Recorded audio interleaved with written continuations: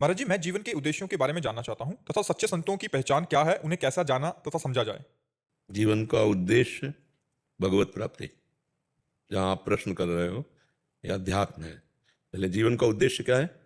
भगवत प्राप्ति है। अब भगवत प्राप्ति कैसे होती है? भगवन नाम जप, भगवत लीला कथा श्रवण और जितने कर्तव्य कर्म सांसारिक हैं उन सबको भागवतिक बनाकर भगवान के चरणों में समर्पित कर दो।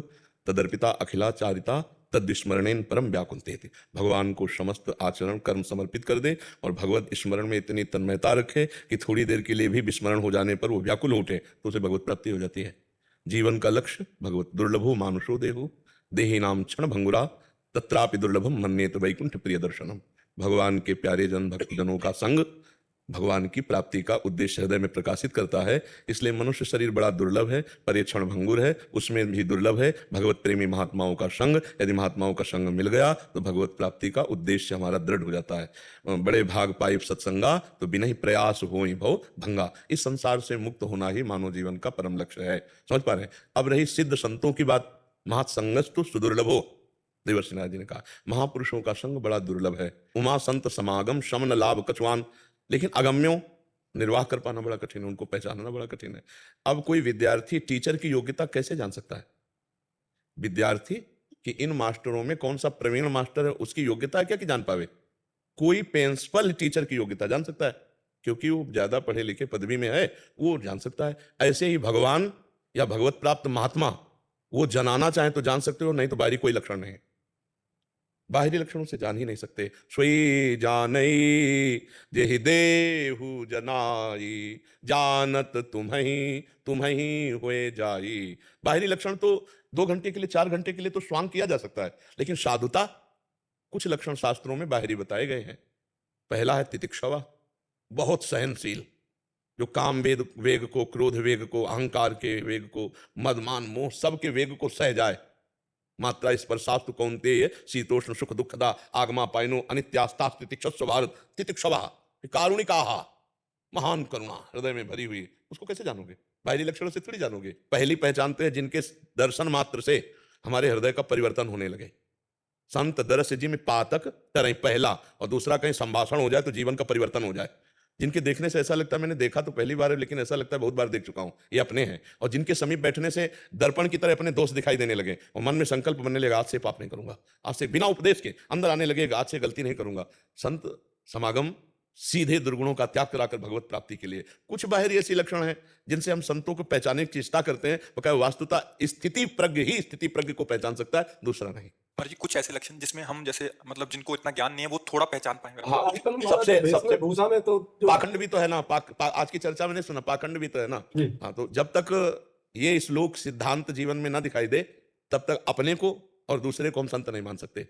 15वां अध्याय गीता जी का जो श्लोक है, निर्माण मोहा जित संग दोषा अध्यात्म नित्या विनिवृत्त कामा द्वंद्वैर विमुक्ता सुख दुख संगई गच्छन्त मूढ़ा पदम अव्ययम तत्। जिसके अंदर मान नष्ट हो गया है, सबहि मान प्रद आप अमानी, मान नहीं है तो अहम मूल होता है मान का, जिसका अहंकार नष्ट हो गया है, और मोह नहीं है जिससे किसी से, जो ममता रहित है।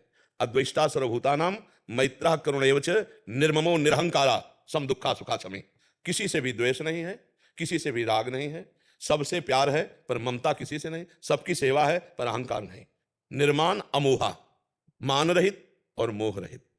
और जित संग दोषा, हर भोग विलासिता उसके पास है लेकिन उसका मन किसी भोग के भोगने में बिल्कुल राजी नहीं है। जो संग दोष रहित है, किसी भी तरह के विषय व्यक्ति वस्तु स्थान का प्रभाव उसके ऊपर नहीं पड़ता है, वो संग दोष रहित है क्योंकि वो आत्मस्वरूप में स्थित है, अध्यात्म नित्या आत्मस्वरूप में स्थित है। विनिवृत्त कामा, जिसकी सारी कामनाएं निवृत्त हो चुकी हैं, कोई कामना नहीं। द्वंद्व विमुक्ता, जो मान अपमान सुख दुख लाभ हानि जय पराजय इन द्वंद्वों से जो विजय प्राप्त कर चुका है, सुख दुख में जिसका समान भाव है, वो परम पद को प्राप्त भगवत प्राप्त महात्मा है।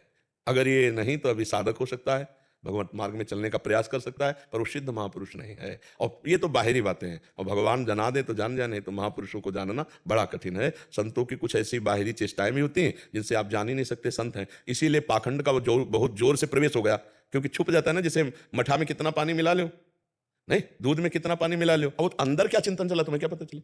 संत वेश का नाटक भी तो किया जा सकता है, थोड़ी देर रोया जा सकता है, थोड़ी देर ऐसे किया जा सकता है, लेकिन ये संत का केवल इतना ही लक्षण नहीं है। उसकी तो लक्षण की प्रवृत्ति ये है कि ब्रह्मादिक के भोग सब विषम लागत आई।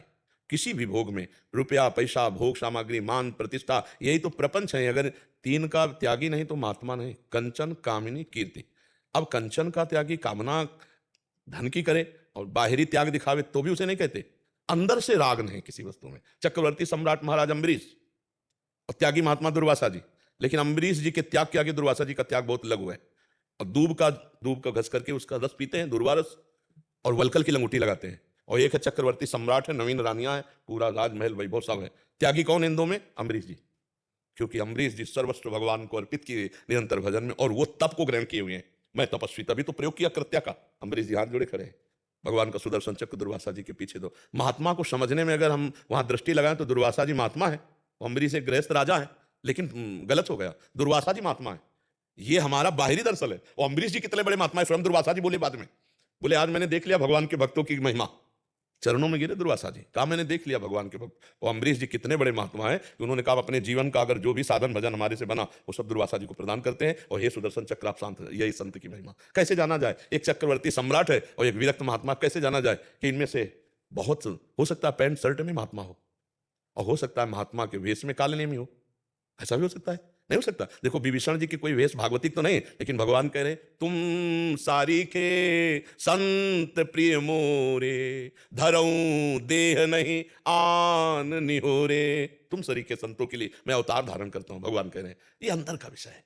साधुता ये हम आचार्य परंपरा से वेश धारण किए हुए हैं। अगर हमारे अंदर साधुता और भजन नहीं तो इसी को पाखंड कहते हैं। और अगर आप पैंट शर्ट पहने हुए हो और आप सच्चे हो, भगवान का भजन करते हो, अच्छे आचरण करते हो, तो आप भी संत हो। संत एक स्थिति का नाम है, जो भगवदाकार वृत्ति, जो समत्व से युक्त, जो स्वार्थ से रहित है। आप समझ पा रहे? बड़ा कठिन प्रश्न है किसी संत को पहचानना। तो हमें लगता है कि ये बात भगवान जानते हैं कि कौन संत है कौन पाखंडी। तो हमें भगवान से प्रार्थना करनी चाहिए कि आप हमें संत से मिला दो। तो जब संत से मिला, बिन हरि कृपा मिले नहीं संता, तो जब हरि मिलाएंगे तो सही जगह मिला देंगे, क्योंकि वो जानते हैं कौन संत है कौन नहीं संत है। अपने को तो जितना मात्रा में भगवान समझाते हैं उतना ही समझ में आता है, लेकिन भगवान की सब समझ में है, जितनी समझ सब भगवान की समझ में ना। तो हमें भगवान से प्रार्थना करना चाहिए कि हे दीन दयाल मुझे संत समागम दीजिए। जब द्रवहि दीन दयाल राघो तो साधु संगति पाइए। हाँ, बस सीधी पहचान संत की यही है, जो अनंत भगवान में रमण करता है हर समय वही संत है। प्रपंचातीत है वही संत है। जो भगवान के सिवा अन्य किसी का दर्शन नहीं करता वही संत है।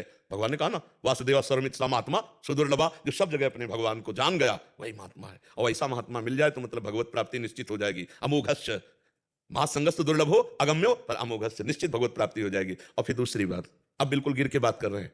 जब हम मिठाई लेने जाते हैं तो हम मिठाई वाले की क्वालिटी नहीं देखते, हम मिठाई की क्वालिटी देखते हैं। मिठाई लिया, ये नहीं देखते इसने खाया कि नहीं खाया, ये नहीं देखते कौन है कौन नहीं है। मिठाई लिया और अपना खाया। ऐसे ही हम संत समागम में जाएं तो जो हमको अच्छी बात मिले वो हम धारण कर लें तो हमारा हृदय ठीक हो जाएगा। अगर हम चेकिंग में लगे तो हमारा हृदय गलत हो जाएगा, लगेगा पता नहीं साधु है कि पाखंडी है, ये क्या है क्या है, तो हम ले नहीं पाएंगे और हमारा कल्याण नहीं हो पाएगा। तो जहां हमें गुरु वचन सुनाई दे, संत वचन सुनाई दे, गुरुवाणी सुनाई दे, शास्त्र सुनाई दे, हमें वो शब्द पकड़ लेना है और अपने परमार्थ को पुष्ट करना है। तो संत मिले ना मिले आप संत बन जाओगे, और आप संत बन जाओगे तो आपकी दृष्टि में कोई असंत दिखाई नहीं देगा, तब संत का दर्शन होगा। स्वयं संत बना हुआ ही संत दर्शन कर सकता है, और अगर स्वयं में संत नहीं तो फिर संत दर्शन नहीं हो सकता। उसको नाटक दिखाई देगा, उसको पाखंड दिखाई देगा, उसको दोष दिखाई देगा। समझ पा रहे आप? चश्मा हमारा जैसा होता है वैसे ही दर्शन होता है। तो हमें चाहिए हमें संतों की बात सुन लें, शास्त्रों की बात सुन लें और उसे अपने जीवन में उतारें। वो उतारा है कि नहीं वो तो जाने, हमें अपना सुधार करना है तो हमें संतों की बात माननी है। क्यों भाई? कमल